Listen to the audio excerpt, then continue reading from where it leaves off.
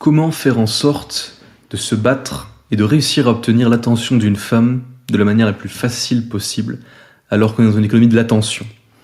Un sujet qui est extrêmement pertinent. Pourquoi ? Parce que quand on sait que la majorité des femmes sont collées, scotchées à leur téléphone toute la journée, on peut se demander comment est-ce qu'il se fait qu'elles ne nous répondent pas plus rapidement parfois. Alors déjà, forcément, il y a une question de désir, d'attirance, mais il y a aussi une question de temps d'attention limité, ou alors de temps de cerveau disponible. Qu'est-ce que ça implique ? Ça implique que lorsqu'on sait qu'elle passe une grande partie de son temps sur les réseaux sociaux, selon aussi son degré d'implication dans sa vie sociale, on peut savoir d'office qu'elle risque d'être très occupée par le fait que de consulter des réels, de scroller constamment sur TikTok, Instagram, YouTube peut-être, et d'être complètement perturbée par rapport au cycle de sa journée, notamment à ses cycles circadiens. Ce qui peut expliquer pour quelle raison, ou la raison pour laquelle en tout cas, il y a une bonne partie des femmes qui ont une tendance à se coucher très tard, et même encore plus que les hommes. On va observer qu'il y a plus d'hommes qui ont un rythme de vie de se coucher tôt, se lever tôt, qu'il n'y a de femmes. Et c'est notamment parce que les femmes vont tendanciellement être plus accros aux réseaux sociaux. Qu'est-ce qu'on peut faire donc pour faire en sorte d'éviter de tomber dans la case spam, un petit peu comme si on était un email de spam, ou alors dans l'oubli, alors qu'elle est concrètement tout le temps sur son téléphone? On va parler de 3 grands aspects déjà. On va parler des messages, on va parler d'Instagram, et on va parler des coups de téléphone, des appels. Commençons déjà par le plus simple, par Instagram. Instagram, elle est utilisée régulièrement, ce qui veut dire que c'est un des canaux sur lesquels il faut éviter de se positionner. Ce que je veux dire par là, c'est que lorsqu'on vient prendre le contact d'une dame, il s'agira d'éviter à tout prix de prendre son réseau social. D'accord ? Idéalement, il s'agira de prendre un contact type WhatsApp, ça peut être Viber, ça peut être Telegram, où elle ne communique avec peu de personnes. Vous voyez ? Parce que dans la mesure où elle recevra une notification justement de cette interface-là, une interface qu'elle utilise moins souvent que Instagram, son attention va être beaucoup plus facilement captée que si elle l'envoyait ou qu'elle ne recevait plutôt un message depuis Instagram. Vous voyez, elle sera beaucoup plus tentée de répondre à ce moment-là parce que la notification est plus rare. Il y a cette notion qu'on a déjà vue de RAS, Reticular Activation System, qui va faire en sorte de nous faire zapper les choses qu'on a l'habitude de voir, d'accord, les choses communes. Et c'est pour ça notamment qu'il y a 50% approximativement des hommes qui ne sont jamais regardés par les femmes, parce qu'ils sont en dessous du 5 sur 10 de l'orientation. Ça ne veut pas dire qu'on ne peut pas obtenir leur attention si on fait cet effort, mais simplement que naturellement, les femmes ne vont pas les regarder, parce que commun, vous voyez, et tout ce qui est commun, on ne regarde pas. Donc, faire en sorte de se positionner, comme je le disais, sur un canal de communication que seul, avec vous, elle utilisera. Un exemple concret de une fois ce que j'ai fait lorsque j'étais à l'étranger. J'étais à l'époque en Ukraine et j'ai utilisé une application, je crois que c'était Messenger, pas Messenger de Facebook, mais un autre type de Messenger, quelque chose qui était avec communication cryptée maximale et que personne d'autre quasiment n'utilisait. Je l'ai fait installer à la demoiselle et j'étais littéralement la seule personne qu'elle avait sur ce contact. Je disais que c'était le seul outil que j'utilisais. Bon, c'était pas vrai à ce moment-là, effectivement. J'utilisais aussi Viber et Telegram. Mais je lui ai dit, voilà, tant qu'à communiquer, on communique sur cet outil principalement et uniquement. Ça sera plus simple pour rester dans le roleplay que j'avais fait de « je suis un espion ». Vous voyez, c'était rigolo, hein, c'était pas du tout fait de manière prise au sérieux. C'est-à-dire, elle savait que c'était un petit peu dans la blague.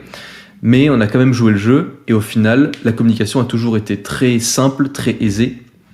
Elle a toujours tendance à me répondre assez rapidement. Donc, d'où le fait d'avoir un canal de communication qui est précieux, qui est unique avec elle. Vous voyez, donc ça c'est par rapport à Instagram.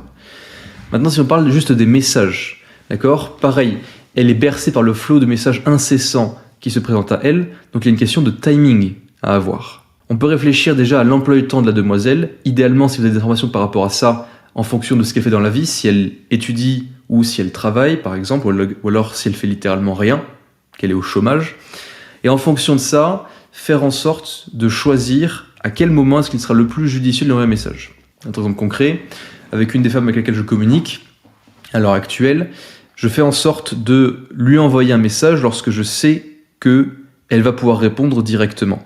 Et derrière, moi, je vais être occupé un peu après, donc soit je vais répondre directement ensuite, on a une petite conversation brève, que derrière on arrête de parler, soit je lui réponds un peu plus tard, et dans ce cas-là, ça garde vraiment cette notion de rythme. D'accord, il y a une question de rythme à avoir. Là, ce que je faisais concrètement, c'est, je sais qu'elle a une pause le matin à telle heure et je sais que le midi, elle prend un temps pour manger. Mais autrement, elle travaille jusqu'à 18h. Donc, ce que je fais, c'est que pendant les heures de travail, je ne lui envoie de message, je ne vois quasiment pas de message, ou alors un message qu'elle va pouvoir voir ensuite et réagir au moment où elle a un temps de pause.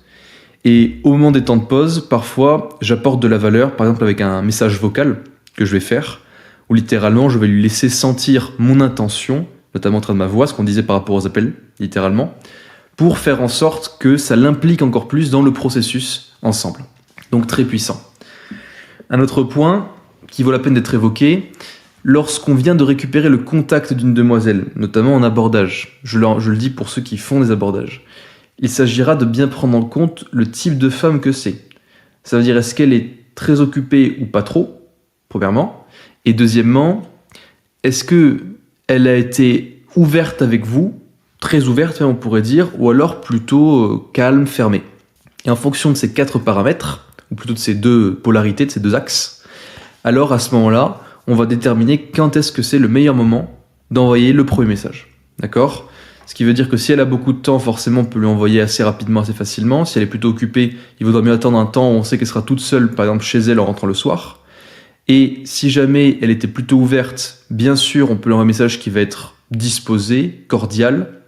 Et si elle était plutôt fermée, il s'agira d'être plutôt calme, neutre, un petit peu froid, mais tout en gardant en tête, encore une fois, le fait que les messages, tant qu'on n'a pas rencontré au moins 1 à 2 fois la demoiselle, ne servent que à amener au rendez-vous.